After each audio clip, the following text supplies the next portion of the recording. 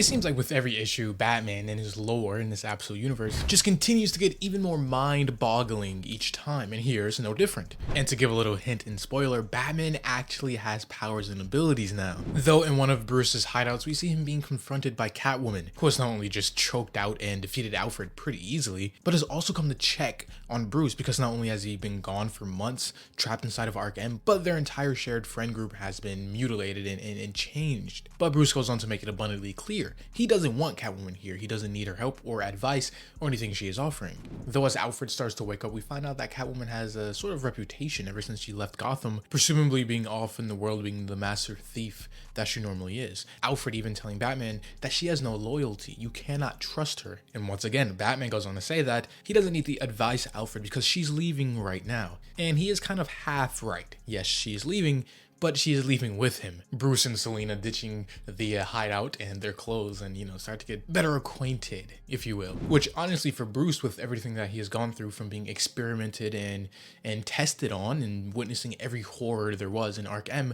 to now having his friends and allies being mutilated themselves and beaten beyond almost human recognition, yeah, some rest and recovery would do him some good. Though even Selina Kyle here, seeing the marks and scars on his back, goes on to note just the twisted things that has happened to him. But Bruce does the same, noticing her helmet, her gear, her suit and stuff. All of it is the same exact stuff that the Black Mask used, just putting into perspective how twisted in the events each of them went through separately. Though Bruce proposes an idea, asking her does she want to go on a date. And no, not to some restaurant or like an arcade or something. They both suit up and swing off to go beat some heads in. But the thing is, the people they're tracking down aren't bad guys by any stretch of the imagination. They're actually allies that Batman had previously had, the Red Hood gang, in which the group known as the Red Hood being a collective outlaw group. They had a loose connection and alliance before, but Batman broke that off when he was about to quit and saw no point in continuing being Batman, seeing that he was bested by Bane. But for now, he has had a change of heart and is coming here to warn them about everything that is going on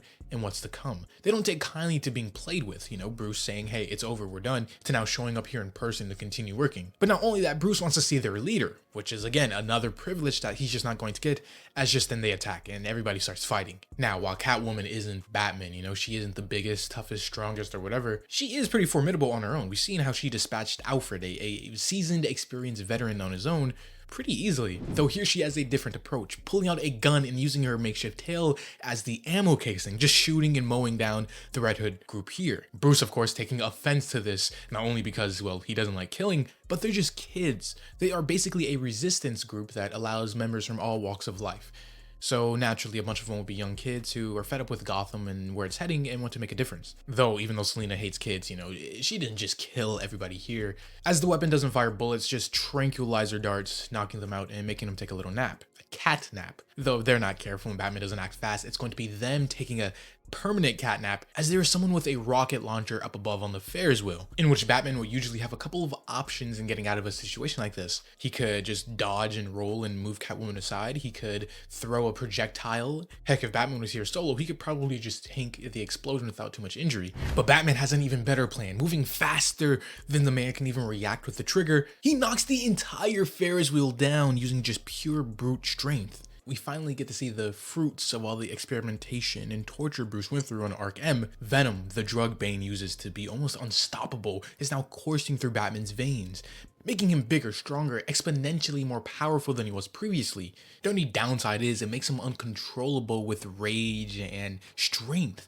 even telling Catwoman to get away from him now before he just lashes out and hurts her as well. And for Bruce, this is kind of like an entire Hulk situation. Like, yes, once he transforms and hulks out, if you will, he is way more powerful, stronger, faster, but for now at least, it's almost uncontrollable. He could just lash out and hurt everyone, friend and foe alike. The entire Red Hood group looking on, looking at Bruce, thinking he's a monster. He's one of them, one of the horrors they have been seeing across Gotham. Eventually, though, Bruce is able to calm down and get it under control and revert back to his normal base form, going on to finally explain everything and why he is here, saying, wait, I told you to stand down before previously because the truth is, they almost broke me in a place called Ark M, a place where they do make monsters, abominations like a man called Bane, but they did not manage to break me. And now I'm going to destroy him, and not just him, his bosses, Ark M, the entire thing. I'm going to burn it all to the ground, but to do so, I need your help. Of course, everybody else is just ignoring him, looking at the monster he has become, saying, no, you're the abomination. But before they could attack, one of them yells out to hold it, to wait, to stop.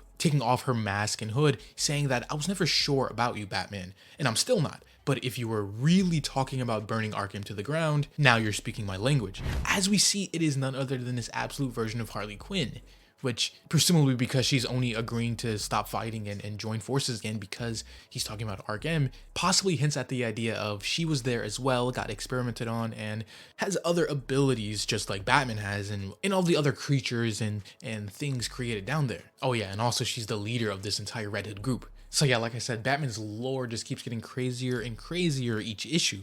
Though, speaking of Bane, Ark M Project, and all this talk about abominations, we move over right there where we see them operating and getting Bane back up to full health. Scratch that actually, not just full health, but beyond it. They managed to push his system, his delivery system for the venom, the drug, the abilities he has even further. Bane currently at maximum infusion. They've never even imagined a human body could reach these type of levels. And up to this point, it just hasn't been possible. Bane is rare, he's a unicorn. And while this is all fine and dandy for Bane, this is something that he has come to hate. Yes, he is big and strong, but he is almost a slave to the mission, to working for this entire project and what we assume is Joker all the way at the top. And the reason why previously he was almost training Batman, teaching him and wanting to test him is because here, as we find out, Bruce is supposed to be his replacement. Once they're able to finally bring Bruce in and have him be able to take the venom just as good as Bane does, they'll have their new soldier and Bane can then finally go home. Dr. Arkham going on to ask him, do you really believe he'll just let you go, be free after everything you have done? Bane simply says he has to. I've given him everything, and any moment now Batman will give in and my work will finally be over. Which is really interesting. It kind of gives method to Bane's madness. While this is no way excusing Bane and he still needs to be put down like a dog,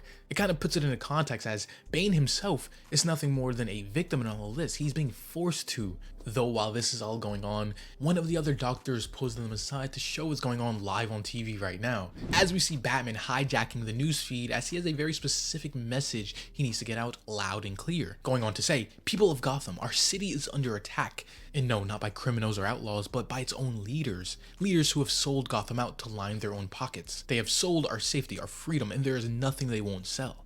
They've even sold the ground beneath their feet, where right now in Ark M, they're growing actual monsters, horrors, too terrible to imagine. I've tried to show you with Black Mask, but I made the mistake of relying on the networks, the news, the general public. But not anymore. This time I will show you myself, because I am going to drag one of these monsters out into the light for all of you to see, and then I'm going to beat him. I'm talking about you, Bane. You.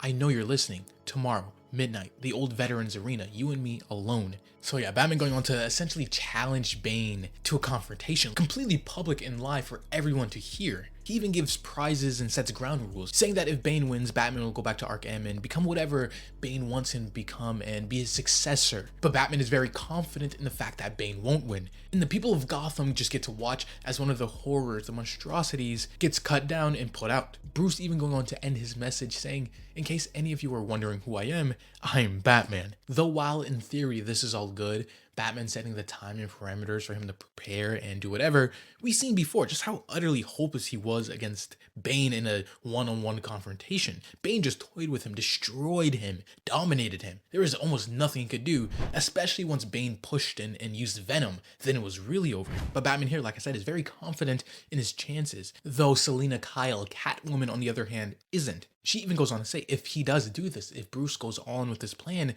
to just promise her one thing, promise her that he won't use this venom, because it's what they want, and it's not worth it. She's seen what it does to people, what it does to Bruce. Bruce almost lost control and lashed out. Batman, on the other hand, thinks, why would he give up one of his only trump cards? Because when he was on it earlier, when he used it, he could see every move those Red Hood kids were going to make. He was 10 steps ahead, no, 50 steps, because the venom not only boosts him physically, his body, making him stronger, bigger, whatever, but also mentally, making him smarter, faster, process information at a unhuman rate. Bruce just has to learn to control it, because Venom is the only way he can truly win. Selina goes on to say that yes, she knows what Bane is capable of and what he can do. All of Bruce's friends that got mutilated and beat into submission are also her friends as well. She wants to take down Bane just as much as he does, but not like this. There has to be a better way. And how Bruce was better than this. He was always above the stooping to levels this low. Though Batman even goes out to call out some of her hypocrisies, because herself, her gear that she is using, the tech and stuff, that is all Black Mask gear. So Selina didn't get to where she is by playing clean, and neither will Batman. Because he is going to wreck him, Bane, and he is going to use Venom. And if Selina can't handle it, then maybe she should just go again and leave. And that's exactly what she does. She leaves Bruce to his own devices. But for Batman, he just can't worry about this right now. There is so much going on. In 24 hours time, he's going to confront Bane for the last time. Either Bane loses and dies, or Batman does and gets sent to become Bane's successor. And Batman is done playing fair or by whatever rules he had previously. He's going to play dirty, get every advantage he can to finally end this once and for all. Because even as Alfred comes in holding a canister full of meat, he goes on to say, "Good. This is the part I was telling you about, kid. The part where you have to just keep going and push through the tunnel. Because if you stop, if you even slow down, you'll die and get ground up. So let go of what you were before, that man, soft, weak. Bury him deep inside of the mud and become what you need to be, what you were always meant to be, and rise as the monster. Because this is war, and there are no rules in war except winning." In which you see one of Bruce's plans and advantages is to lure the absolute killer Croc to come to his aid,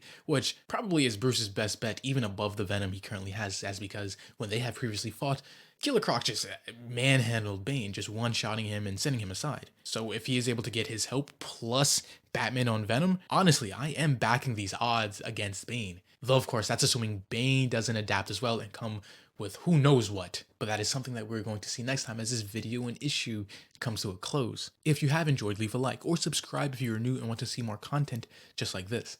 As always, this was AJ here at The Hero Informer, and thank you for watching.